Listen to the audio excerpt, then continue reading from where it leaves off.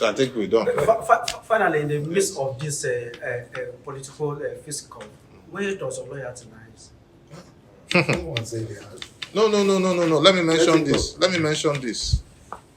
When somebody asks me, where does your loyalty lie? Please, I want you to take this. It's almost the most serious question. That is the funniest question you can ever ask me.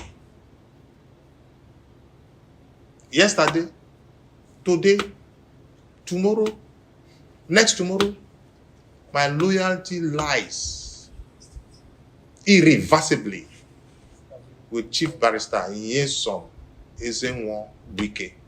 Let me tell you something. We must not forget about those that helped us to climb. We must not. The governor, for instance, would have been a level 14 civil servant in the Ministry of Finance, if not for Wike that made him a DFA, a permanent secretary, an accountant general, and then a governor today. Some of us should be bold enough to speak the truth to power. I worked in NDDC for over 15 years before I joined the Rivers State government.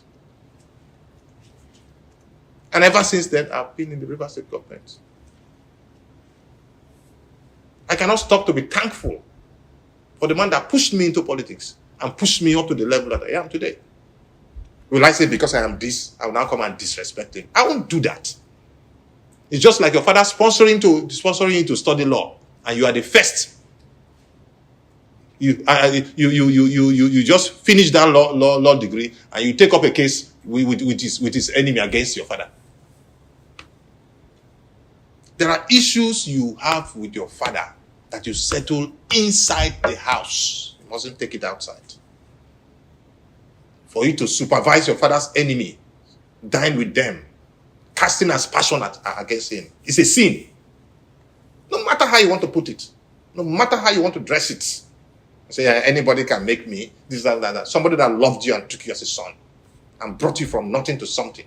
Say anybody can make me. God uses people to make people. And God teaches us to be grateful and thankful. The Bible teaches us the attitude of gratitude. I'm a student of the attitude of gratitude. I'll never be unthankful to somebody that has helped me. We must learn to be grateful. We must learn to be thankful. Okay, sir. Just to be clarified, you talked about the Trans-Kalabari Road, which during your administration you started, your government started the first phase. Now the second phase is out. You didn't really talk about your own stand as an expert in the field. How do you see the project? Was the design for the project already put in place before you left? And then this government is continuing where you people stopped in the construction of the Trans-Kalabari Road.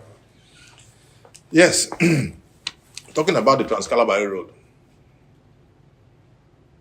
the first phase of the Trans-Kalabari Road was designed by our Kalabari elder, who's a doyen in the civil engineering profession, Engineer Main David West, Pearl Consultants. And so it was easy for us when we said we wanted to award the first phase, which cuts from Degema to Krakrama to Mekwama, Nkolama, Menama, and all of those communities, or Mekotariam and all of those communities. What we did was to go for the low-hanging fruit. What was a low-hanging fruit? Go for baseline information. We say, let's go to the man that has already designed it, so that we save ourselves the stress of design. And we got to him, and he graciously, redid the design, and we moved to site. And the project has been completed and commissioned. It is not to just go and flag off project. Flag off the project, fund it, start it, and complete it within record time, within your tenure. If your tenure is 4 years, finish it within that 4 years. And so we completed that one. Now, for the second phase, which they're about to start, I am no longer Commissioner for Works. I don't understand the scope of their second phase. I'll tell you what is achievable and what is not achievable. If they're saying the second phase will move from Aka Road to Tombia, or Aka Road and Ogurama, probably that can be achieved within 3 years. But from what I'm hearing, that it will move to Ogurama, then it will move to Tombia, then it will move to Bakana, then it will move to Bukuma, then Buguma. I can tell you, I can bet my life in 3 years that is not achievable. But because before you begin to talk concerning the projects, request to see the design and request to see the work program. What is the work program? What is the work plan? What is the payment plan? Will the payment plan be tied to ISPO or will it be paid in percentages? If it's tied to ISPO, I can assure you that project will be delivered. But if it will be paid in percentages, there might be cash constraints because it's a huge project. For me, I had recommended what should be the second phase so that it can be completed in a practicable way. But what the second phase is going to be, I don't know. Depending on what it is, we'll know if it actually can be done or if it will be a white elephant project. Thank you. You are a core politician, and since October 29 of last year, Rivers State has been enmeshed in political fisticuff. And there have been interventions even by Mr. President. There seems to be no clear road to mending fences between the governor and his Oga at the top. Are you worried as a politician over this lingering political crisis in Rivers State? Yes, I would say I'm worried. If I say I'm not worried, then I'm lying. I can't sit on the fence at this point in time. I can't sit on the fence at this point in time. We all attended the meeting that was summoned by our father, the President of the Federal Republic of Nigeria, in Abuja.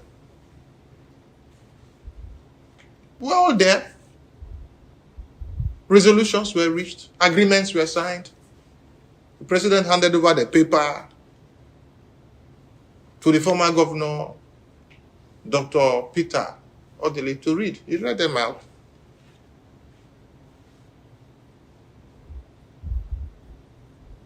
Have these other parties done their part? Yes. Have these other parties done their part? Partially. That is the issue. That's why the issue is ringing. Part of the resolution was that the budget should be represented to the correct House of Assembly. Was that done up till now? No. So if there's no appropriation, if there's no budget, how are you spending? That's my worry. How can I serve in that kind of government? I'll be picked up one day because you have immunity. I am approving projects and signing award letters without appropriation, which is a breach of the appropriation law and the procurement law. I don't have immunity, so I can be picked. Probably that could have been supervising illegality. That was why the president advised, take the budget back to the Rivers State House of Assembly for passage. That was not done. I feel bad because I see a situation where persons are dishonoring the president, and that is not nice. We all have fathers. I watched a video last week where an individual declared the House of Assembly non-existent. In that same video, that same individual said that in Rivers State we don't have elders. That there are no elders again, that they have sold their consciences. Who is buying their conscience now? Because I see elders coming to defend him on TV. So you say those elders have sold their conscience. We don't have elders. Me, I have elders. Oh. I have elders in my community. I have elders in my local government. I have elders in my state. I have elders that are still elders, whose consciences are alive. I have elders and I respect elders. So if you don't respect elders, you will not expect me to follow you to respect elders. I respect elders. It is wrong. It's unfair to look at all the elders who have in Rivers State and say they have sold their consciences. To who?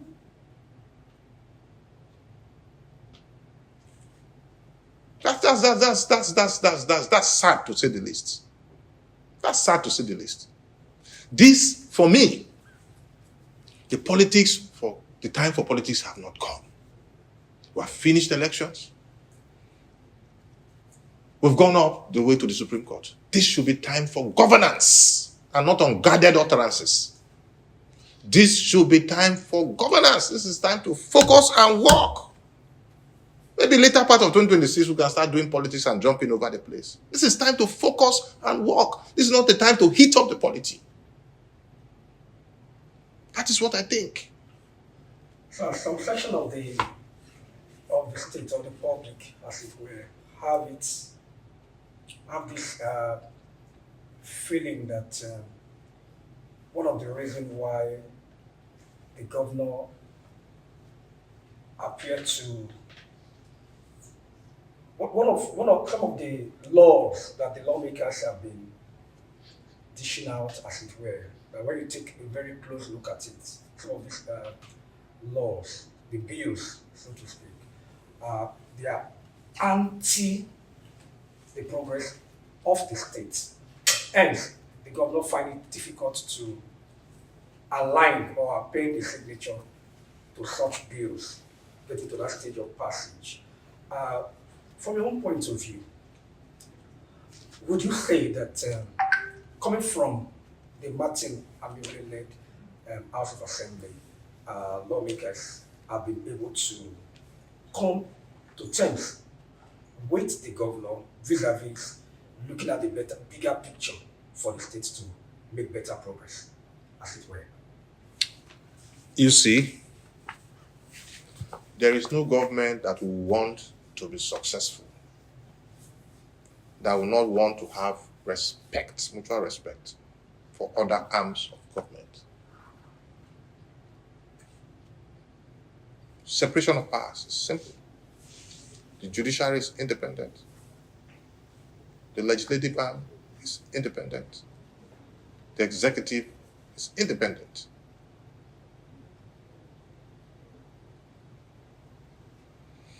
And so, if the three arms of government work together, then you have smooth governance. Have you ever had at the federal level, currently under President Tinubu, where National Assembly is having problem with the executive, or where judiciary is having problem with the executive? You must know how to manage them. You must know how to balance them. You must know how to work harmoniously. You need each other. The executive needs the legislature. The executive needs the judiciary. The judiciary needs it. You need each other to work harmoniously as one body and one family. But when you try to be despotic over the other, there will be resistance. They were elected the same way you were elected. Yeah, they were elected the same way you were elected. So it's an issue of synergy. They must learn to work together. Not one arm trying to suppress or oppress the other. That's going to cause chaos. So now that it's very evident and it's clear that we cannot make meaningful progress with this, the tempo or the heated climate we have in the state. What do you think is the way forward to come to truth? The way forward? Prayers. God will help us. God will help us.